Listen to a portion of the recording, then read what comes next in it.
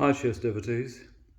The golden age of chess, like the hypermodern period, effectively ran throughout the 1920s, and one of the last links with that period was Sir George Thomas.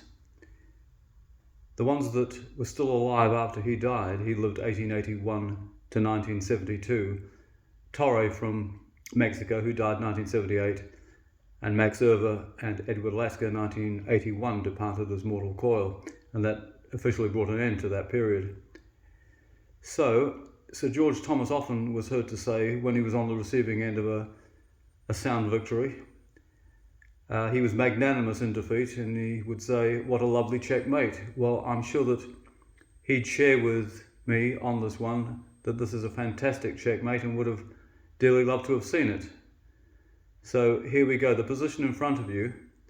If you look at it very carefully, you'll see that there are possibilities for stalemate, waiting moves, and forcing moves. The problem is white to checkmate in 3 moves. Now what you'll notice is black effectively is in stalemate here, except for the fact that he can capture the bishop on a1. Now the question is, should we let him capture the bishop? What can we do with it? Should we get it out? The problem is, if you did move that bishop, he'd queen the pawn on a1, which you really wouldn't want. So the bishop is serving a very useful purpose there. Otherwise, I think black may well have a winning position. So what we need here, first of all, like I've just said, is a waiting move, followed by forcing moves. So what would you say is the waiting move? Pause the video and take a quick look at it. Take a long look at it if you want. You might need to. The question that I'll put to you is, white has the audacity to think that he can win this on the move. Yeah, there was one thunderbolt move that I would award 4 exclamation marks. Can you see it? Probably many would go for rook here, down to here, with the idea of coming this way and then doing something, but that just doesn't work at all. And of course, if you were to go rook c8, the pawn is a bit of a nuisance here. So we have to assume that we're going to let black take that bishop. But what does white do? Does he grab this pawn and then black takes the bishop? Would that really serve any purpose? Not really, no. So what does he do?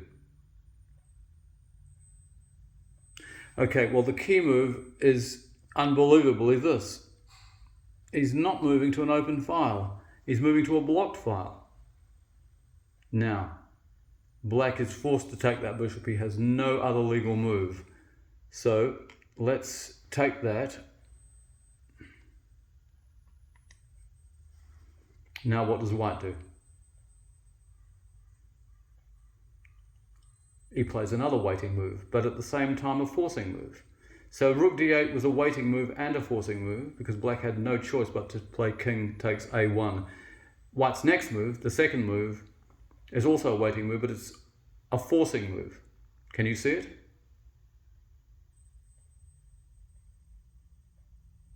An unbelievable move. Okay, well, it's king c2, and I'd award this one 4 exclamation marks as well. And what does black have there? That's the second waiting move and the second forcing move by white.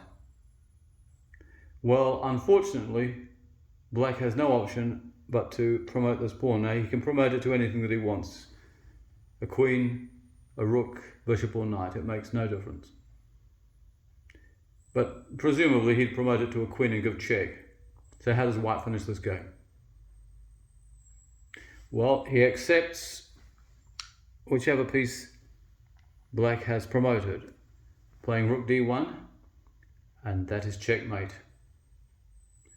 There's one for Sir George Thomas and anyone else who appreciates the finer business of giving checkmate in a minimal number of moves. And there it is. Wonderful, isn't it? I do hope you enjoyed that, and thanks very much again for watching. Bye-bye for now.